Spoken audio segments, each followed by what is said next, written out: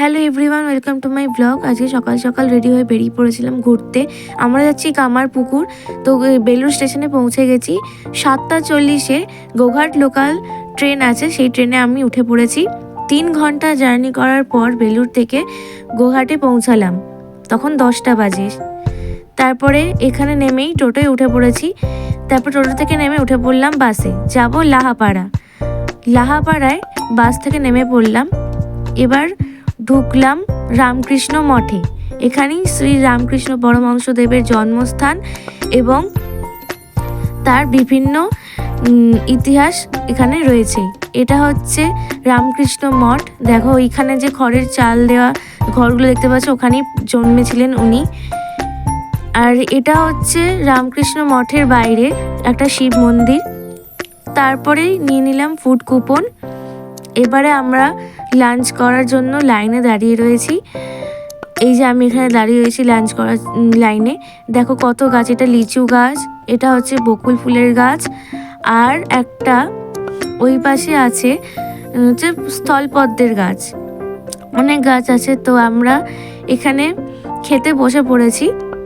দেখো এই জায়গাটা পুরো রামকৃষ্ণদেব এবং সারদা মায়ের ছবি আছে এই জায়গাটা। তারপর আমাদের খাওয়া হয়ে যাওয়ার পর এটা হচ্ছে এক্সিট গেট, এখানে আমরা বেরিয়ে পড়লাম। এরপরে আবার টোটোয় উঠে পড়েছি। রামকৃষ্ণ দেবের সঙ্গে জড়িত ইতিহাসের স্থানে এবার ঘোরানো হবে। এটা হচ্ছে পাইনদের বাড়ি। লক্ষণ পাইন ছিলেন শ্রী রামকৃষ্ণ দেবের অতি ঘনিষ্ঠ ভক্ত। তার স্মৃতিতেই এখানে এই ফলকটি বসানো। এটা হচ্ছে শ্রীরামকৃষ্ণ দেবের নাট্য মন্দির। এখানেই রামায়ণ, মহাভারত ইত্যাদি পাঠ করা হতো, সেটা শুনতে আসেন তিনি। এখানে যে শিব মন্দির আছে সেখানে 1854 সালে ফেব্রুয়ারি মাসে শিব সেজে অভিনয় করতে গিয়ে সমাধিমগ্ন হয়ে যান তিনি। তারপরে দেখো ধর্মদাস লাহা সেই সময়ের জমিদার ছিল। এখানে আছে লাহা বাবুদের দুর্গা মন্দির। এই দুর্গা মন্দিরের কাঠামো কখনোই বিসর্জন দেওয়া হয় না, সেই কাঠামো দিয়েই প্রতি বছর ঠাকুর তৈরি হয়। তারপরে দেখো ওই মন্দির চত্বরেই আছে পাঠশালা। এখানেই গদাধর ছোটবেলায় পড়াশোনা করতেন। তারপরে চলে গেলাম বিষ্ণু মন্দির। ওনারা ছিলেন বৈষ্ণব। এটি ওনাদের পারিবারিক মন্দির ছিল। এখানে নিত্য পুজো হয়।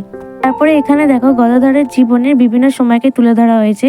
এখানে দেখো ক্ষুদিরাম চট্টোপাধ্যায়ের কামারপুকুর গ্রামে আগমন, ঠিক তারপরেই যোগাবত শ্রী রামকৃষ্ণদেবের জন্ম। তারপরে এখানে দেখো গদাধরের সাধু সেবা। তারপরে এখানে গদাধরের সঙ্গে সারদা মায়ের বিবাহ।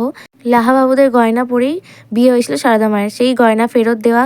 তারপর রাসলীলা, কংসবধ ইত্যাদি বিভিন্ন সময়ের ছবি তুলে ধরা হয়েছে।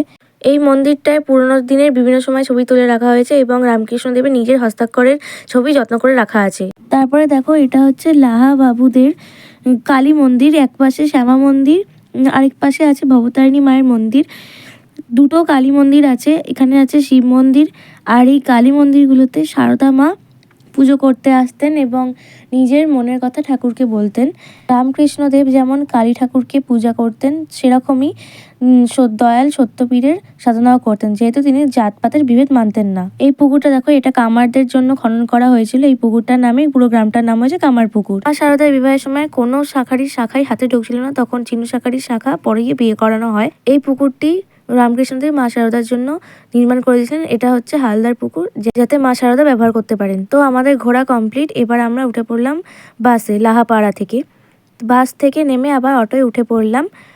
অটোয় থেকে নেমে আবার গোঘাট স্টেশনে পৌঁছে গেলাম। 3:40 ট্রেন আছে। সব জায়গার ছবি তোমাদেরকে দেখাতে পারলাম না, যেহেতু অ্যালাউড নয় তাই। আর এবারে আমি ট্রেনে উঠে পড়েছি। ট্রেন থেকে নেমে বাড়ির দিকে হাঁটা শুরু করলাম। এতটাই ব্লগ ভালো লাগে লাইক কমেন্ট, ফলো, সাবস্ক্রাইব করো। Thank you.